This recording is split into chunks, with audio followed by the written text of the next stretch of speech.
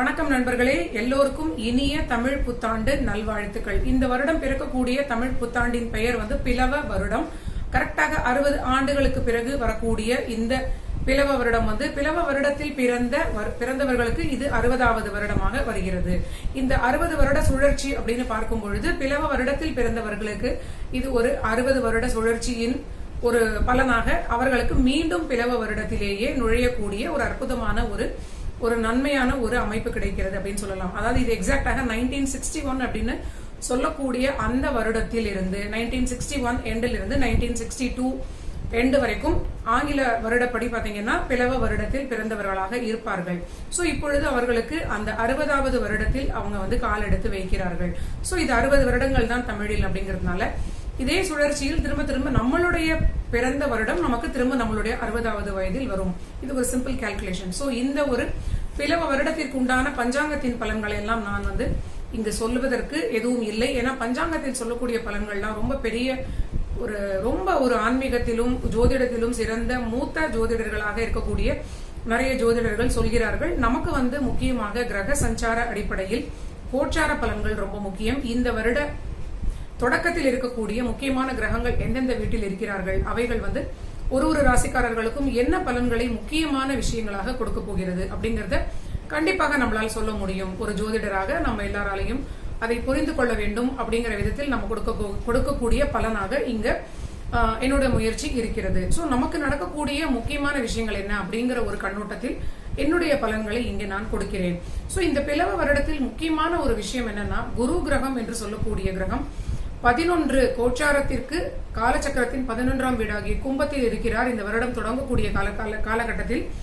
அதற்கு பிறகு இந்த வருடம் தொடங்கி ஒரு 5 மாதங்கள் கழித்து பாத்தீங்கன்னா அவர் மறுபடியுமே மகரத்திற்கு திரும்பவும் நுழைய போகிறார். ஏன்னால் அவர் இப்ப இருக்கக்கூடிய கும்பம் அவருக்கு டெம்பரரியாக அதிசாரமாக அவர் கும்பத்தில் பிரவேசித்துக் கொண்டிருக்கிறார், சஞ்சரித்துக் கொண்டிருக்கிறார். அவர் மறுபடியும் திரும்ப ரிவர்ஸாகவே அவர் மகரத்திற்குள்ளே நுழைந்து விடுவார். அதன் பிறகு ஒரிஜினலாக மகர ராசியுடைய சஞ்சாரத்தை மிச்சம் கொஞ்ச காலத்தை அவர் முடித்துவிட்டு அவர் ஒரிஜினலாக பயிற்சி ஆகக்கூடிய ஒரு குரு பயிற்சி என்று சொல்லக்கூடிய ஒரு விஷயம் எப்பொழுது நடக்க இருக்கிறது அப்படின்னு பார்த்தால் நவம்பர் மாத இறுதியில் அவருக்கு நவம்பர் 20ஆம் தேதி அந்த மாதிரி டைம்ல பாத்தீங்கன்னா கும்பத்திற்குள்ளே பெர்மனண்டாக குரு கிரகம் பிரவேசிக்க போகிறார். இது எல்லோருக்குமே இந்த குருவினுடைய இந்த சஞ்சாரத்தினால் என்னென்ன விஷயங்கள் நடக்க இருக்கிறது அப்படிங்கறதையும் நம்ம தனிப்பட்ட ஜாதகங்களில் இப்ப பார்க்க போகிறோம்.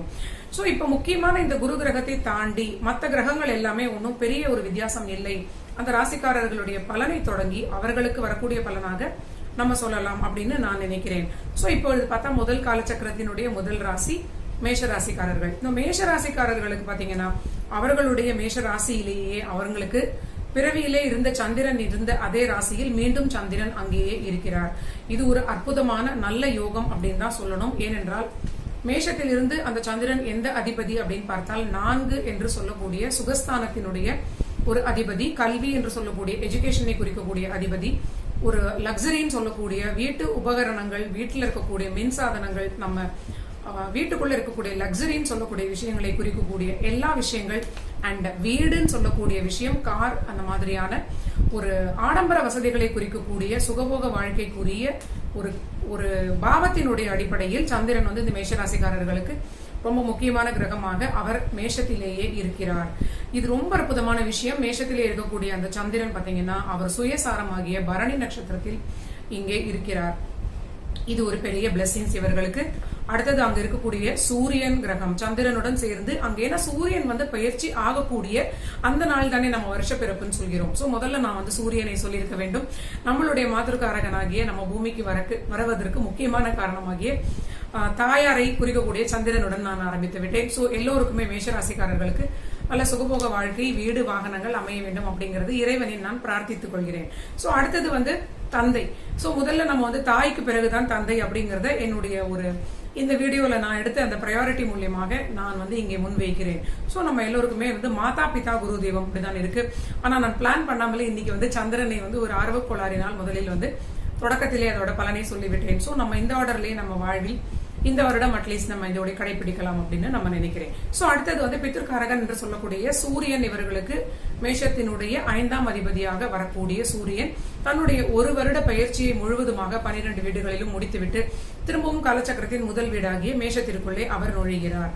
சோ மேஷத்தில் சூரியன் நுழையும் ஒரு வருடமும் தான் நம்ம, அதாவது அந்த ஒரு பீரியட்ல தான் நம்ம தமிழ் புத்தாண்டாக கொண்டாடுகிறோம். நம்ம எல்லோருக்கும் இது தெரிந்த விஷயமாக இருக்கும். சோ சித்திரை 1 அப்படின்னு சொல்லக்கூடிய நாளில் பாத்தீங்கன்னா சூரியன் வந்து மேஷத்திலிருந்து தன்னுடைய சஞ்சாரத்தை தொடங்குவார். இதே மாதிரி ஆர்டர்ல ஒரு வீட்டிற்கும் ஒரு மாதங்களாக தமிழ் மாதத்தினுடைய அடிப்படையில் 12 ராசிகளையும் சூரியன் கடந்து வருகிறார். இதை வந்து சன்சைன் அப்படின்னு சொல்லக்கூடிய சூரியனுடைய அடிப்படையில் கணிக்கக்கூடிய ஜோதிடமாகவும், மேற்கத்திய வகையில் பாத்தீங்கன்னா வெஸ்டர்ன் அஸ்ட்ராலஜியில பார்த்தோம்னா சூரியனுடைய அடிப்படையில் கிரகங்களை கணிக்கிறார்கள். சூரியன் நின்ற வீட்டை அடிப்படையாக கொண்டு இந்த பலன்களை அவர்கள் எடுக்கிறார்கள். ஓகே, இப்பொழுது சூரியன் வந்து அங்க இருக்கக்கூடிய ஒரு பிளேஸ்மெண்ட் அப்படின்னு சொல்வதுமே இந்த மேஷ ராசிக்கு பூர்வ புண்ணியாதிபதி அப்படின்னு சொல்லக்கூடிய தெய்வ அனுகூலம், புத்திர பாகியம், புத்திரஸ்தானம் அண்ட் காதல் சம்பந்தமான விஷயங்கள், ஸ்பெகுலேஷன், ஹையர் மைண்ட் சொல்லக்கூடிய அற்புதமான ஒரு தெய்வ பலம், இதெல்லாம் குறிக்கக்கூடிய அந்த சூரியன் அங்கே இருப்பது இவர்களுக்கு நல்ல யோகம் என்றுதான் சொல்ல வேண்டும். ஆனால் அந்த சூரியன் சஞ்சரிக்கக்கூடிய முதல் 4 பாதங்கள் அஸ்வினி என்று சொல்லக்கூடிய கேதுவின் நட்சத்திரத்தில் இருப்பதனால் இது அந்த காலகட்டத்தில் உங்களுக்கு வரக்கூடிய பாக்கியங்கள் எல்லாமே சிறிது உங்களோட முயற்சிகளை சோதனை செய்துவிட்டு உங்களுக்கு பலனை கொடுக்கக்கூடிய காலகட்டமாக இருக்கும். நம்ம ஒரு நன்மை சொல்லும் பொழுது அதில் கூடவே இருக்கக்கூடிய உண்மையான யதார்த்த நிலையையும் சொல்வது ரொம்ப நியாயமான விஷயமாக இருக்கும் அப்படிங்கிறது எனக்கு தோன்றுகிற விஷயம். அண்ட் இன்னொன்று, சூரியன் சஞ்சரிக்கக்கூடிய அந்த கேதுவினுடைய நட்சத்திரம், அந்த சாரம் கொடுத்த கேது ஒரிஜினலாக எங்க இருக்கிறார்னா ராசிக்கு 8ல் நிற்கிறார். சோ முக்கியமான ஒரு விஷயம் என்னன்னா தந்தையாரினுடைய உடல்நிலையில் கவனம் தேவை. பித்ருக்காரகன் கேது சாரம் வாங்கி இருக்கிறார், அந்த கேது 8ல் போய் நிற்கிறார் அப்படிங்கிறது கொஞ்சம் வந்து ஒரு தொல்லையான நிலை அப்படின்னு சொல்லலாம். நம்முடைய முயற்சிகளுக்கும் நம்மளுடைய பூர்வ புண்ணியத்திற்கும் நம்முடைய தந்தை காரகமாகிய சூரியனுக்கும் இது ஒரு தடையான நிலை அப்படிங்கிறது இது ஒரு யதார்த்தமான உண்மை. தந்தையினுடைய ஆரோக்கியத்தை நம்ம கவனமாக பார்த்து கொள்ள வேண்டும் அப்படிங்கிறது தான் இதுல இருக்கக்கூடிய கருத்து. அதற்கு பிறகு இதே மேஷராசியில் இருக்கக்கூடிய இன்னொரு கிரகம் பாத்தீங்கன்னா சுக்கிரன் என்று சொல்லக்கூடிய கிரகம். அந்த சுக்கிரன் வந்து அஸ்தமனம் என்று சொல்லக்கூடிய கதியில் அவர் வந்து கம்பஸ்ட் ஆகி இருக்கிறார். சூரியனுடன் ஒரு சில நெருக்கமான பாகையில் இருக்கக்கூடிய கிரகம் வந்து ஜோதிடத்தில் கம்பஷன் என்று சொல்லக்கூடிய அஸ்தங்கம் ஆர் அஸ்தமனம் என்று சொல்லக்கூடிய ஒரு நிலையை அடையும். அப்பொழுது என்னன்னா அந்த கிரகத்தினுடைய பலம் வந்து நமக்கு கிடைக்காது, இல்லைன்னா அந்த பலத்தை வந்து சூரியன் டாமினேட் பண்ணி அவர் வைத்திருக்கிறார், கண்ட்ரோல் பண்ணி இருக்கிறார் அப்படின்னு சொல்லலாம். இதோடைய அர்த்தம் என்ன அப்படின்னா, இந்த மேஷத்திற்கு 2, 7 என்று சொல்லக்கூடிய ஆதிபத்தியம் இருக்கக்கூடிய சுக்கிரன் கொஞ்சம் பலம் குறைந்திருக்கிறார் அப்படின்னா தனஸ்தானத்தில் இவங்களுக்கு நல்ல அமைப்பாக இருப்பதனால் தனத்தில் எந்த பிரச்சனையும் இருக்காது. 7ஆம் வீடு என்று சொல்லக்கூடிய வீட்டையுமே அதிசாரமாக குரு பார்ப்பதனால் இவர்களுக்கு எந்த தொல்லையும் இருக்காது. ஆனால் வாழ்க்கை துணை என்று சொல்லக்கூடிய 7ஆம் வீட்டை இந்த சுக்கிரன் கண்ட்ரோல் பண்ணுவதனால் இவங்களுடைய 7ஆம் வீடு சம்பந்தமான விஷயங்கள், புதிதாக திருமணத்திற்கு முயற்சி பண்ணக்கூடிய மேஷராசிக்காரர்களாக இருந்தால் அவங்களுக்கும் சிறிய தடை போராட்டத்திற்கு பிறகு திருமணம் அமைந்து வரக்கூடிய அமைப்பாக இது காட்டுகிறது. வாழ்க்கை துணை அப்படின்னு ஆல்ரெடி இருக்கக்கூடியவங்க மேஷராசியில திருமணமானவர்களாக இருந்தாங்கன்னா அவங்களுடைய வாழ்க்கை துணைக்கும் சில விஷயங்களை பொறுமையாக சாதித்து அவங்க, அதாவது பொறுமையாக இருந்து சில விஷயங்களை சாதிக்கக்கூடிய ஒரு விஷயமாக இருக்கிறது. கொஞ்சம் இனிஷியலாக பலக்குறைவாக இருந்து போராடி அவங்க ஜெயிக்கக்கூடிய காலகட்டமாக இது காட்டுகிறது அப்படின்னு சொல்லலாம். சோ இதுதான் 3 கிரகங்கள் இங்க இருக்கக்கூடிய விஷயங்கள். ஆனால் இதுல அதிகபட்சமான நன்மைகள் தான் இருக்கிறது அப்படிங்கறதுனால இந்த 3 கிரகங்களுமே மேஷத்தில் இருந்து திரிகோணமாக 5ஆம் பார்வையாக 5ஆம் வீட்டை பார்க்கிறது. சோ 5ஆம் வீட்டிற்கு அதிக கிரகங்களின் பார்வை அப்படின்னு சொல்வது ரொம்ப அற்புதமான நல்ல ராஜயோகம். 7ஆம் வீட்டையும் இந்த கிரகங்கள் எல்லாமே சப்தம பார்வையாக பார்க்கிறது. சோ வாழ்க்கை துணைக்கு நல்ல யோகம். கண்டிப்பாக திருமண பாக்கியம் இவங்களுக்கு கூடி வருவதற்கு வாய்ப்பு இருக்கிறது. ஆனால் நான் சொன்ன போல 8ல் இருக்கக்கூடிய கேது வந்து எந்த ஒரு முயற்சி நம்ம எடுத்தாலும் அதை சிறிது காலதாமதமும் முதலில் சிறிய சிறிய தடைகளையும் கொடுத்துவிட்டு பிறகு நமக்கு வந்து வெற்றியை கொடுக்கும் அப்படிங்கிறது நான் அனுபவ ரீதியாக தெரிந்து கொண்ட உண்மை. சோ முதல்ல இருக்கக்கூடிய தோல்விகளை பார்த்து நீங்க வந்து துவண்டு போய்விடக் கூடாது. சோ ஓகே, இப்ப வந்து முதல் பாவத்திற்கே நமக்கு இவ்வளவு நேரம் பலன்கள் வந்து விட்டது. 2ஆம் பாவம் வந்து மேஷத்தினுடைய தனஸ்தானம். சோ இவங்களுக்கு இந்த வருஷம் பாத்தீங்கன்னா தனம், குடும்பம், வாக்கு இவங்க வச்சதுதான் சட்டம். நல்ல பொருளாதார வசதி, வாக்கு வன்மை அண்ட் பொருளாதாரத்தில் குடும்பத்தில் வந்து மகிழ்ச்சியான விஷயங்கள் நடக்கக்கூடிய அமைப்பு அப்படின்னு சொல்லலாம். ஏனென்றால் அங்கு செவ்வாய் கிரகம் ஆகிய, அதாவது செவ்வாய் வந்து அந்த வீட்டினுடைய எட்ஜில் இருக்கிறார். அடுத்த வீடுன்னு சொல்லக்கூடிய மிதுனத்தில் அவர் நுழைந்து விட்டார். சோ நிறைய அதாவது சில ஒரு சாஃப்ட்வேர் படி பார்த்தால் 2ஆம் வீட்டில் எட்ஜில் இருக்கிற மாதிரி காட்டுது. சில சாஃப்ட்வேர்ல பார்த்தால் 3ஆம் வீட்டில் செவ்வாய் சஞ்சாரம் செய்கிறார் அப்படிங்கிற மாதிரி காட்டுகிறது. எந்த அமைப்பாக இருந்தாலும் இது நல்ல ஒரு விஷயம்தான். ராசிநாதன் ஆகிய செவ்வாய் 2இல் இருந்தால் இந்த ராசியாகிய மேஷ ராசிக்காரர்கள் அவங்களுடைய போக்கஸ் எல்லாமே இந்த வருடம் தனம் நிறைய அதிகம் சம்பாதிக்க வேண்டும், குடும்பத்தை நல்லா மேல கொண்டு வர வேண்டும், முன்னேற்றி கொண்டு வர வேண்டும், நல்ல வாக்கு வன்மை இருக்க வேண்டும் அப்படிங்கிறதுக்காக உழைக்கக்கூடிய அமைப்பாகவும் பொருள் ஈட்டக்கூடிய ஆர்வம் உடையவர்களாகவும் இருப்பார்கள். 3 சொல்லக்கூடிய வீட்டில் இருப்பதாக வைத்துக் கொண்டாலும் பாத்தீங்கன்னா அவங்க நிறைய முயற்சிகளை விடாமுயற்சியுடன் செய்து அவங்க வாழ்க்கை துணைக்கு சப்போர்ட் பண்ணுவாங்க. அண்ட் பொருளாதார ரீதியிலும் நிறைய முன்னேற்றம் அடைவதற்காக பாடுபடுவார்கள். சோ 2மே ஒரு நல்ல பிளேஸ்மெண்ட் அப்படிங்கிறதுனால இவங்களுக்கு எல்லாமே ஒரு நல்ல பலன் தான். தென் 2இல் கான்பிடென்டாக கான்கிரீட்டாக எந்த குழப்பமும் இல்லாமல் இருக்கக்கூடிய ராகு கிரகம் அங்க நிற்கக்கூடிய நட்சத்திரம் பாத்தீங்கன்னா சந்திரனுடைய நட்சத்திர சாரம். ஆல்ரெடி மேஷத்திற்கு சந்திரன் சுகஸ்தானாதிபதி 4ஆம் வீட்டிற்குரிய அதிபதி. சோ கண்டிப்பாக இந்த வருடம் 4 என்று சொல்லக்கூடிய சுகபோக வாழ்க்கை இவர்களுக்கு ரொம்ப நாள் பெண்டிங் இருக்கக்கூடிய கார் வாங்கலாம், ரொம்ப நாள் அவங்க ஆசைப்பட்ட அவங்களுடைய ட்ரீம் ஹவுஸ் சொல்லக்கூடிய வீடு சம்பந்தமான விஷயங்கள் இவர்களுக்கு அமைந்து வருவதற்குண்டான வாய்ப்பு இருக்கிறது. ஏனென்றால் ராகு என்பது தனஸ்தானத்தில் இருக்கிறார், ஒரு பிரம்மாண்டமான கிரகம். சோ கண்டிப்பாக தனத்தை நல்லபடியாக கொடுப்பார் அப்படிங்கறதுல சந்தேகமே கிடையாது. அங்கு ராகு நின்ற சாரமும் பாத்தீங்கன்னா மேஷத்திற்கு ரொம்ப சாதகமான ஒரு சுகஸ்தானாதிபதியினுடைய சாரம், ரொம்ப அற்புதமான ஒரு பொருள் வரவு. அதனால இவங்களுக்கு நல்ல வீடு வாகன யோகம். சோ இதையே நம்ம நிறைய நேரம் சொல்லியாச்சு. அடுத்த பலனாக என்ன வருகிறது அப்படின்னு பார்த்தால் இவங்களுக்கு குழந்தைகளுக்குமே நல்ல ஒரு பலனாக திருமணம் அப்படின்னு சொல்லக்கூடிய விஷயம் இவங்க குழந்தைங்களுக்கு காத்து கொண்டிருந்தால் கண்டிப்பாக திருமண பாக்கியம் அமையும். ஏனென்றால் குரு கிரகம் என்று சொல்லக்கூடிய வருட கிரகத்திற்கு நம்ம வரும்பொழுது அந்த குரு பாத்தீங்கன்னா இவர்களுக்கு பாக்யாதிபதி விரையாதிபதி என்று சொல்லக்கூடிய 9th Lord and 12th Lord, அந்த 9 குடையவர் 11இல் நிற்கிறார் அப்படிங்கிறது மிகப்பெரிய ராஜயோகம். இவர்களுக்கு தந்தை வழியில் ராஜயோகம் அண்ட் தந்தை ஸ்தானத்தில் இருக்கக்கூடிய குருமார்களால் இருக்கக்கூடிய ராஜயோகம் எல்லாமே அற்புதமான தன ரீதியிலான பொருள் ரீதியிலான லாபங்களாகவே இந்த வருடம் இவர்களுக்கு ஒரு இண்டிகேஷன்ஸாக காட்டுகிறது. அந்த குரு இவர்களுடைய புத்திரஸ்தானத்தை பார்க்கிறார். சோ குழந்தைகளுக்கு நல்ல முன்னேற்றம், திருமணம் கூடி வரக்கூடிய அமைப்பாக இது அதிகமான ஒரு குறியீடாக எனக்கு தோன்றுகிறது. ஏனென்றால் 7ஆம் பாவத்தில் நின்று புத்திரஸ்தானத்தை பார்ப்பதனால் குழந்தைகளுக்கு திருமண பாக்கியம் கூடி வரக்கூடிய காலகட்டமாக இருக்கிறது.